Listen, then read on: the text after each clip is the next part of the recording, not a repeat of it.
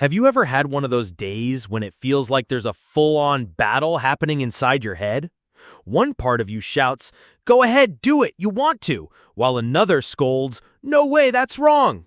And there you are, stuck in the middle, a bit lost, trying to decide which path to take. Have you ever stopped to think about who's actually in charge in those moments?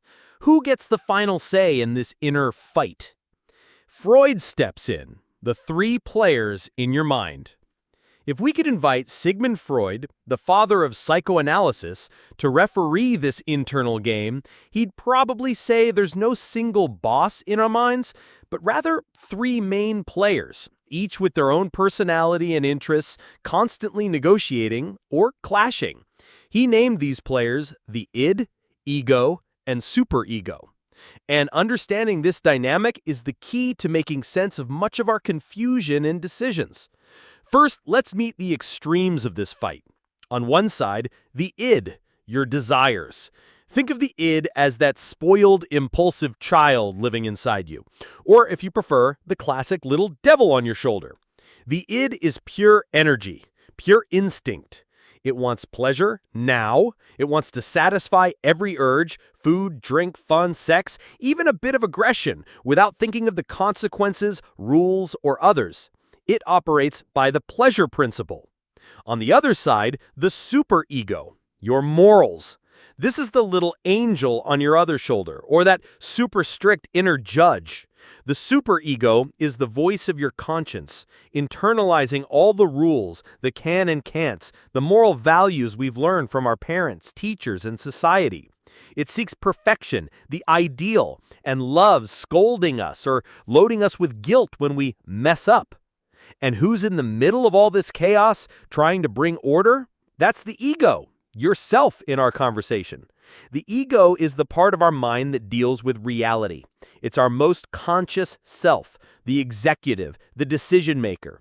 The ego's not-so-easy mission is to try to satisfy the id's desires, but in a way that's realistic, socially acceptable, and doesn't irritate the superego too much. The ego works by the reality principle. It thinks, plans, evaluates consequences. It's the one that says, "Okay, id, you want the whole cake, but if you eat it now, you'll feel sick, and the superego will blame you for breaking your diet. How about just a small slice after lunch?" It's our internal manager, the tightrope walker. This fight happens all the time. Want to buy that super expensive phone, id, but you don't have the money and know you'll get into debt, superego? Your ego will try to find a solution. Save up, look for a cheaper model, wait for a sale.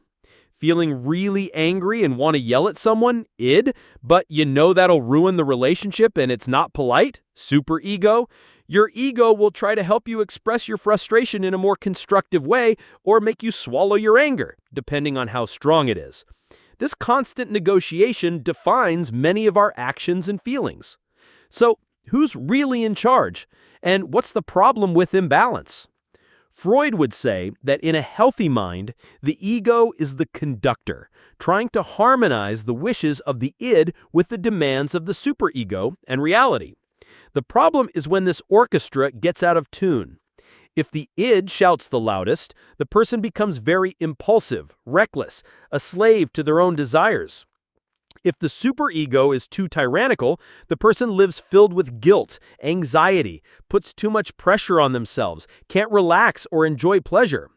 If the ego is weak, the person becomes paralyzed by indecision or lives in constant internal conflict, filled with anguish.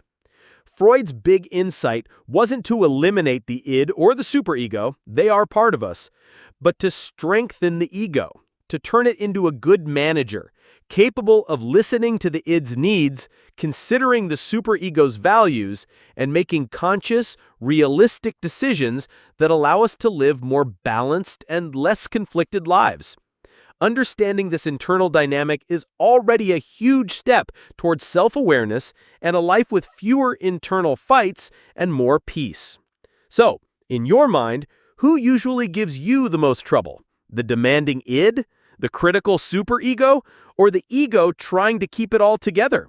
Share how that conversation goes inside your head in the comments.